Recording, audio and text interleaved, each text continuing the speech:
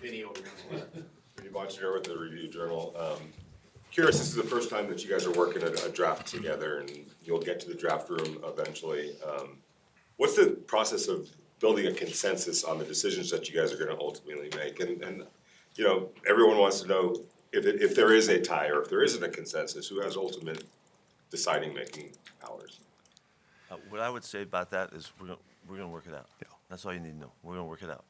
We're dedicated to doing that, and we will have, it will be consensus on everything we do. And well, and the guys that we don't have a consensus on, we probably won't take. It's been my experience too. So they're probably not right for the Raiders and for us. To your other question though, I mean, it's been an awesome experience so far. Lots of great communication, thoughts, sharing ideas, different perspectives. I pride myself in being an open-minded person. I've gotten to know Coach really well. He's certainly an open-minded person, and you know, there's no personal feelings in this or anything like that. We both have our thoughts and our experiences, but I think the cool thing is that we share a lot of things in common about what we're looking for in players and who we want to add to this organization, which has made us a pretty good team so far. I know this is a voluntary portion of off-season workouts, but Colton Miller hasn't reported yet, and it's reported that he's seeking the new contract. Is there any interest from you guys in terms of starting negotiations, or are you kind of holding off on that stuff for now? I was just going to give you our answer, and it's going to be this going forward. We're not going to discuss contracts publicly, and this is certainly a voluntary part of the off-season program. So, you know, guys are free to come and go as they please. For both of you, Hondo Carpenter with SI, I'm curious, each draft has a different flavor. Sometimes they're line deep, sometimes running back deep. But for you guys, just in generalities, what stands out to you about this 2025 draft? You do that. There's a lot of really good players. Yeah, I mean, I don't really want to get into the depth of each of our position groups on the board. People are going to start breaking that down and think that we have a tell. I think, you know, we just came from the draft room actually, and the way that it looks right now, we're excited about the players at a lot of different positions. And I think the cool thing is they match up with some of where Coach and I think that this team can get better. And that makes us feel good because it feels like we can get good players across the board that are going to help our team this year and years to come as well. Kevin Bollinger, Fox 5. Can you talk about your philosophy in terms of drafting with the best player available versus need? And if it comes down throughout the weekend that two guys are graded out pretty similarly and one's in need and one's in a position and maybe isn't a need, is that going to weigh things one way or the other? I want to hear your answer. Okay, he's tapping me in on this one. This is the age-old question, right? Are we doing need or are we doing best player available? And my answer would be that it's a combination of both. Yes. We're going to make the best decision for the Raiders, and certainly we have to take into mind places that we feel like we're not as deep at certain positions, and also we have opportunities to add really good players too, whether we think we need that player or not. You know, my experience kind of is two things. If you start forcing players because you need them, you end up regretting that, and you also can't have enough good players at certain positions too. So sometimes what isn't feel like a need right now becomes a need after one or two injuries during the season, and then you're thankful you took this really good player. So, you know, at the end of the day, we're going to kind of combine all of that along with character and injury data, and we're going to have a cool stack set up, and we're going to pick the best player available for the Raiders whenever we're up to pick. Case Kiefer, Las Vegas Sun. John, I think one of the other times you talked to us, you talked about the importance of understanding the value of positions, part of your philosophy going into a draft. How fluid is that year to year based on what's going on in the NFL, or how much is that set in place based on your past? Well, I have my biases, I think, in positions that I like. I know he does too, and they actually end up matching up pretty well. Listen, I think we all have an idea of how we feel like the best to build a football team and where you start and what you do and where you go from there. But you have to take into account who you have on your team and are they going to be here, 2 or 3 years down the line. There's no easy answer to that question. I don't think there are more, there's players at skill positions that touch the ball every play and you have to value that in. But if you can't protect the quarterback or affect the quarterback, then they don't really get a chance to make plays on it either. So, there's a million different ways to do it, which is why I think it's so interesting and so many people enjoy it. And there's a lot of ways to do it. Yeah, we certainly want to be subjective and weigh it all the way to the end in the moment that we have to make our pick, and use all of the thoughts. We're trying to incorporate all of the wisdom we can muster, from all of our peeps that are working with us. We got a ton of information coming in and experience and all of that. So I don't know that we would ever say, it's all this, it's all that at any time. We want to be wide open as much as possible and make great decisions. Alex Eshelman with KTMV Channel 13. What's the biggest commonality that you both share in terms of your approach to the draft every year? We love the Raiders. Yeah, we love the Raiders. What I'm seeing from John is really his depth of commitment to the people that we choose, and the makeup of the person, and the character, and certainly the competitiveness of the guys, the hunger that they bring. That's something that we both cherish, and so we come from a real connected spot in that regard. So in every choice that we make, every decision we're talking about, it always comes up. What kind of guy is this guy? What can we expect? How could he complement our mentality? Because right now we're building this team, and so much of that comes from the character and the attitude and the makeup of the people. And so as we draft all the way throughout the rounds, that's going to be a huge factor in all of our decisions.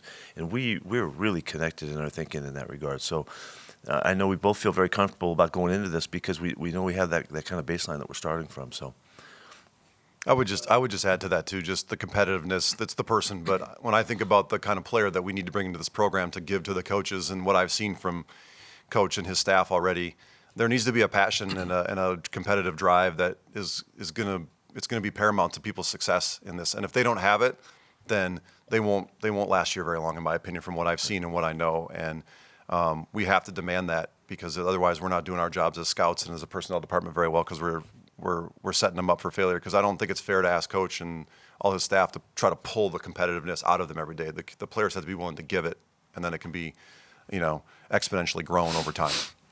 The Las Vegas Review Journal. I just want to follow up on that. John, Ashton Genty actually said in an interview the other day that he thought you guys were looking at character more than maybe even other teams were, and that you guys valued that.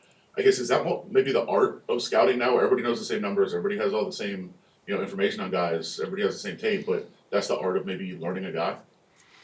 I think there is an instinct and a nuance to it for sure. And every year I go, through another draft process between the combine interviews and the player interviews and the top 30s and all of that. I feel more convicted and confident in knowing who that person is sitting across from me, even if it's only a 15 or 20-minute meeting. And again, I've talked about it before in Tampa, where I felt like we got really good was we matched the quality tape up with the quality person. And whether or not other people think that we drafted guys a little bit too high, I think the proof was in the pudding, that those were the guys that we built that program on. And I think it's going to stand up here too, because we're demanding it. And, Coach just talked about it, and we will be, our fate will be the kind of person that we bring into this organization, from coaches to scouts to players. And I think we're silly if we don't demand that there's a high level of commitment to football and being a good person to go along with that too. Love of the game. Love of the game. I don't think it's too hard to ask those two things. You just got to know where to look and how to find it. Levi Edwards, Las Vegas Raiders. On the back end of that question, Ash and Jenny, a couple of prospects were talking about their top 30 visits and kind of the things that you did outside of the building in terms of kind of gauging, doing Top Golf and things like that. Do you think things like that are important to kind of also gauge someone's personality of who you're drafting, but also gauge their competitive spirit? Well, I would say that the more situations that we can put guys in, and the more opportunity we have to see them in different lights and all, is high value. And so, we try to be real creative with that thought while they were here, and in the questions that we ask and what we're digging, at them to reveal, and so that we can just get enough info to have the kind of gauge that we feel really good about. And sometimes you feel better about some guys than others, and some of it has to do with the openness of the player. We try to give them an atmosphere where they feel comfortable, and so that they'll feel free and allow a little bit of vulnerability to be shown, and all that. So, but it's hugely important that we get at the answers, but we don't always get them, but we're digging for them. In the modern NFL, I know it's become kind of looked down upon to take running backs high in the draft, but I think you've seen Ashton Genty get talked about in that top 10 by pretty much everybody who's putting together mock drafts. What do you think about him in particular that makes him so special to where he might be warranted one of those picks? I'm going to be careful about talking about any specific player, but more broadly to the running back question, I mean, we just saw Saquon Barkley just change the Eagles in one year. Now they had a great team around him, and it was adding an elite player. And I think when you sit where we sit, I mean, the idea is to add elite players at any position. And I don't try to devalue any certain position. I mean, there's times in games where there's nobody you'd rather have than the best kicker in the league too, right? I mean, in that moment. So there's certain ways to build a team, and I don't know where we got to a place where we don't feel like running backs are valued. I come from the University of Michigan to my core, and those guys were certainly really valued there. So it's hard for me to get away from that. Two buyers. New horizon, real quick, with NIL. We're a few years into it now. Have you guys noticed any kind of a change in demeanor in the players? And people talked about, well, there's going to be a sense of entitlement because they've already been paid. Have you guys picked up on it? Does it make it easier or harder to gauge some of the things that you guys What I would say is that we are looking for that factor, and trying to uncover the factor if it does exist. It's only natural to think that it would change some. Guys know that they can go from one school to the next, and it depends on how much they're offered and all that kind of stuff. That wasn't happening. That was not part of the equation. So it's certainly going to have an effect. I think more so as we go further into this, when you think about freshman and sophomore kids in high school getting offered deals, which is happening. That's happening. If you can, you might think we're stretching it. That's the real deal. Chip Kelly was out on the road, recruiting guys for Ohio State, and he was talking to kids who were freshmen and sophomores. And so that accumulative effect of being involved in that kind of decision-making in that kind of world has to have an effect in some way. And guys staying in school because they know that they can get paid, in that senior year pretty well, and they don't take a chance of going to the draft, that's just wasn't the way the mentality was built. So we have to be very open and investigative to figure this out and see what the factor is. I don't really like it, because for these guys, for these young kids coming up, that they have to deal with all this stuff, but it's real, and so they do, and so we'll find out the effect of it, in time. But we certainly are. I know I'm totally tuned into it, and I'm trying to listen for it, and see it. Carter Owen with the Raiders. I'm curious, if you guys do elect to take a player at 6, there's a lot of different directions you can go. Some of that is also going to be dictated on what happens ahead of you. How do you approach those conversations in draft meetings about trying to plan for all the different combinations of picks and moves that can happen ahead, and then eventually taking that player?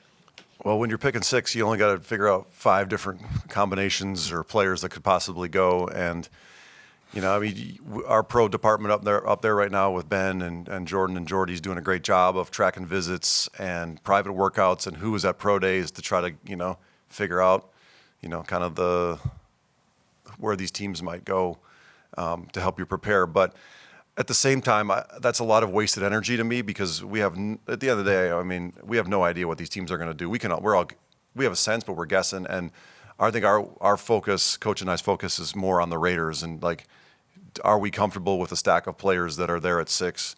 Would we trade out? Would we trade up? Would we just stay and pick? What does that look like? If there's 1 or 2 guys there that we love, we'll probably just stay and pick. If there's a guy that falls that we don't expect to fall, maybe we go get him. Or maybe we've got a group of players we feel comfortable with a little bit further back, and so we'd love to gather more trade assets and have more darts to throw at the dartboard here, so to speak. And That covered all the options right there. yeah, I know. Very well done. Very well. Thank you. I'm learning from this guy.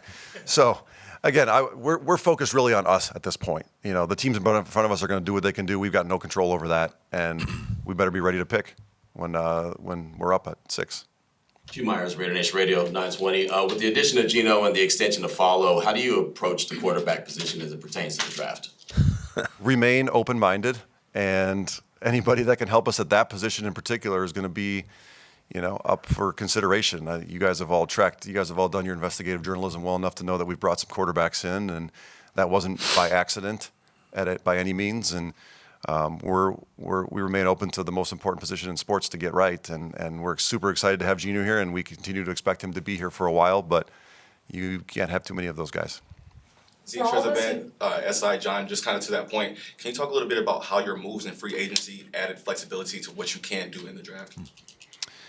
I think you approach free agency from a team building aspect, and we tried to hit certain spots where we felt like maybe we were a little bit light with good value contracts. We had great conversations. I know Coach and the defensive staff, because it was a pretty big focal point in free agency, was the defense. And I hope and I think it alleviated needs to chase certain things so we can feel more convicted to just add the best player for the Raiders and not just fill holes. That doesn't mean that we still don't have some that we need to get better at. We certainly do, and that won't change year to year. We'll always feel like that. But the team building exercises, and we tried to approach free agency a little bit with like, all right, if we can get these guys here, maybe the draft is a little bit stronger at these positions, and we can build the team that way too. So, we've been excited about what the guys who have been here have done so far too. So that helps. For all of us who can't be in the war room with you, what is your guys' go-to drink, snack, meal during draft day? I'm going wild for Mountain Dew. Make sure that I'm caffeined up. No, I'm not doing that. We don't. Whatever's handy. Whatever Ricky and Angie serve, we'll Yeah, eat. that's it. And I try to stick to water. Don't drink your calories. Sticking to the war room. No Mountain Dew for me. My bad. I should have brought it up. Sticking with the war room theme, will you have all your assistant coaches in there, all your scouts? Will Tom Brady be in there? How do you gonna set up your war room, John? That's a good question. Obviously, I like having the scouts in there. They've put in so much work throughout the year. I've been places where the group isn't in there, and it can be tough on morale. So it's a smaller room than I think we wish it was when you start putting that amount of people in there too.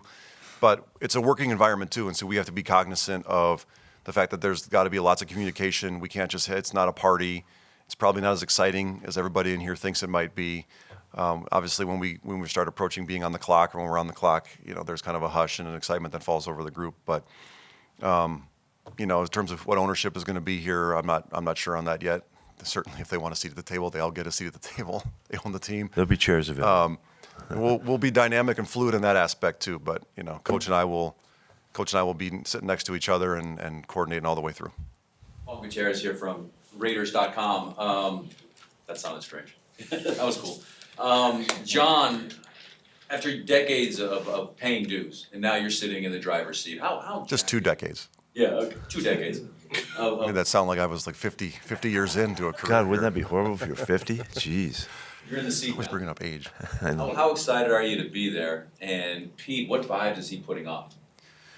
I'd be lying if I didn't say that this wasn't a dream come true. It certainly is. But the gravity of getting the picks right and having a great process and making sure that we communicate is really more important to me than anything else. And I pride myself on being a team player. I don't think that this is about me at all. This is about the Raiders and the group of us people upstairs that want to put the best football team together for Raider Nation and for Mark Davis and all of the ownership group. And that's really my focal point. And added bonus to have Coach here with me, who's excelled at this for a long time. I mean, I marveled at their drafts in Seattle for years to come, in all the past years, all those decades when I was paying my dues, I was marveling at what Coach was doing. So anyway, there's a wealth of knowledge, and I'm just excited for the opportunity for the group of us upstairs. There's so many people that have put so much work in, and I'd be remiss if I didn't acknowledge all of them. But that's really my focal point. Yeah, there's no signs that this is John's first go-around. It doesn't feel like that at all. He's gained so much from the people he's worked with. I'm sure they've given him a latitude, and they've utilized his powers and his strengths, because you can just tell he's very comfortable with the process. That doesn't mean that we don't, as we're growing together, there'll be things that we tweak along the way. But I couldn't be more confident in where he's coming from. And I think it's because philosophically we're so connected. We're very fortunate that they put us together to do this. And so that's, knowing where you come from and who you are is really, really valuable. And particularly when you're faced with difficult answers and challenges and questions and things like that, we're rolling. This is not any time have I felt like, oh gosh, we're so young, we're so naive, we're so whatever. We ain't like that. So we're ready to go. John, you have mentioned sticking and picking or trading. Do you sense any appetite behind you for teams that might want to jump up and get somebody that they're looking? Well, without giving anything. Yeah. We can go back to Hugh's question. Who you picking? Who you picking? Yeah. Yeah. Well, if we stay, we'll pick this guy. Otherwise, we'd love to trade out. We'll consider all options. I mean, I'd love. We've got 9 picks, which is great. I'd be maybe more motivated to move out if we had 4, but we have 9. But if somebody wants to come offer us something great, we're going to consider everything too, and we certainly would be open to that. If you're asking, my phone hasn't rung yet, but it's only Friday, so. John, Sorry, along those lines, like, Sorry, do Hondo. you kind of get the sense, did you start? I'm sorry. But I didn't hear. No, it's okay. You jumped over him. All right, you win. But along those same lines, like, do you get the sense there is gonna be a lot of movement just in general, not from you guys? Like, is there a lot of teams that you feel might move? And then the other part is logistically, like, is it the general managers communicating? Is it staff communicating? Like, how does that kind of work? And how different is it draft night if teams are calling you, and then you're actually on the phone and during that process?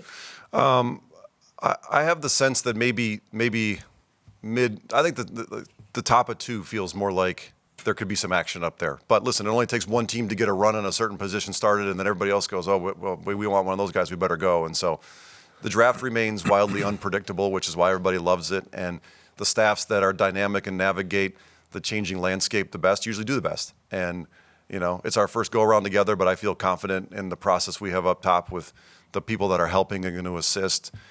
We've got a lot of people that they know what to do, they know what's expected of them, they know how to communicate the trade chart value, the real-time value of trades. Is this a buyer's market, is it a seller's market? I mean, we're gonna get this process more ironed out as we go forward. But, we had a trade meeting this morning that Coach and I were a part of, and it was really cool to the different technologies they have and the thought processes that go into it. And I've tried to steer as many of the trade calls to other people so I can sit there and think and communicate with him. But if your phone rings and somebody wants the pick or wants to move out, be ready to call. So we'll just take it all as it comes. Basket by Hondo Havlicek. With your less than John's decades, I'm just curious, what is the biggest lesson you've learned or maybe thing about the draft that's maybe you've changed your opinion on? Over trying is really a problem. You try too hard to make something happen that maybe isn't all justified. And that comes from wanting to fill holes and fill voids, and you overreach. And we don't want to do that. We want to be very composed about the decision making and not get all enamored with one person that's going to make the difference in the draft and all of that. We'd rather go about it in a very deliberate way and make our choices very clear and not get whacked out about any choice in any direction. For John, Go ahead. the draft is a culmination of years and years of the information gathering process. For these next couple of days, what do you want to prioritize with your staff, and what are you guys going to be focused on as you put the finishing touches on that process? I think that we feel pretty good about the players and where they're at on the board right now, and Coach and I will continue to tinker as we kind of whittle down here to the players that we would consider at certain spots. But I think the thing that we want to plan for is some of the strategy. Who would we just stay and pick? Who would be willing to move out for, but on a premium? Who would be willing to move out for, just let's get out. We feel like the value is further down the board. You can't predict all those different things, but I think if you've got kind of a set idea of how you want to do it, then you usually eliminate some mistakes and you can kind of capitalize on some advantage or some potential quality moves there. I always think back to the trade when we traded out of 7 to 12 with the Bills, and I love the strategy of it. We had Vita Vea. We were going to pick Vita Vea at 7, and we had ironed everything out in advance. Turns out we should have stuck and probably picked Josh Allen, but we ended up with Brady, so it worked out okay. But we ended up vetting the whole thing out ahead of time and realizing, like, if it was Vita, we would trade, but we would demand a premium, and it was probably a team coming for a quarterback, right? We had talked through all the scenarios, and so we moved from 7 to 12 and got 2 second-round picks that turned into MJ Stewart and Carlton Davis, who ended up being a great player for us. So that strategy is, I think, what we want to work on. And as long as Coach and I are like in lockstep with, like, hey, it doesn't matter who calls, we're picking. Doesn't matter what they offer. Or let's ride back 10 picks and see who's there. But because we're getting good value, we got to try to figure out those as best we can. We're gonna wrap it up with you. I know it takes a couple of seasons to actually know the grade on a draft class, but is there a sense that you can get when the draft is over? If, feels like we did a really good job. We did and accomplished what we wanted to get accomplished. Yeah, I think certainly that's the case. You can feel like we have thoughts right now that things we'd like to get done, and if those things go bang, bang, bang, bang, and we're feeling really good about it, we're gonna be happy with the process. But then the proof is in the over time, and so we recognize that. But we'll be celebrating, when this happens, and be excited about it. Because of the process is such a challenge, and it's so much fun for us too, and all of the people involved. We'll enjoy the heck out of it, and then we'll see what happens, and we'll try to make it come to life and be really strong. There's usually 32 teams that feel really good about their draft after it, but when we get the right kind of people in here, I think you can feel pretty confident you did a good job, and so we're shooting for that this year. Yeah. Excellent. Thanks, Thanks, guys. Thank you.